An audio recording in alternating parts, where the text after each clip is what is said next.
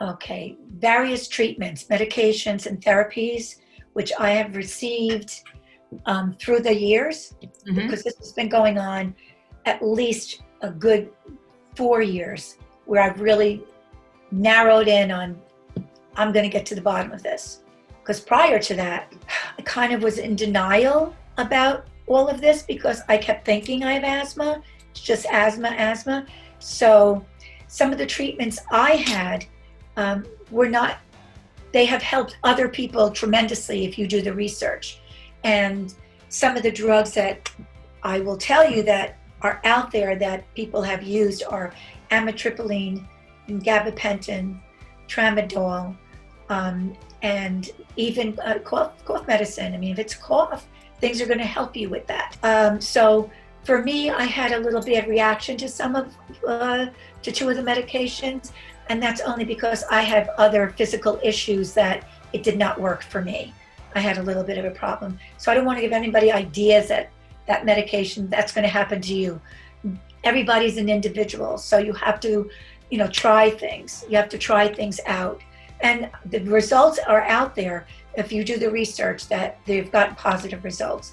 But remember, every medication people do take, there are side effects to them. So you just, there's nothing, even when you take a regular aspirin, there's side effects to that.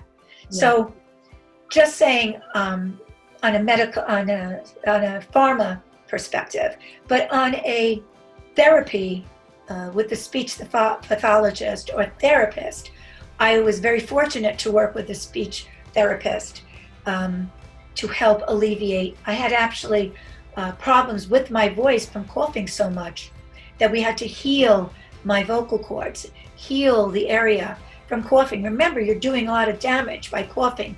So I had to then get my register back to the way I'm speaking right now, as opposed to yelling to get anything out. And remember, I said also for me, in my journey, doesn't mean it's the same for everybody. There are triggers. And some of the triggers for me are odors and smells, like heavy perfume, smoke. It just can trigger my throat to just act crazy because you're breathing that stuff in, remember. Also, going out into extremely cold air, that can make everything dry in your throat, get those nerves a little bit activated, and start coughing or feeling the need to constantly clear, whatever. So I worked with a therapist, and we would think about things and actually put perfume, close my eyes and put perfume under my nose and breathe that in and start thinking of other things that I can control. Instead of thinking of the smell, to start thinking of something soothing and comforting, and that's what I would think of. I'm not going to tell you think of a stream near water or whatever, but something that makes you feel calm.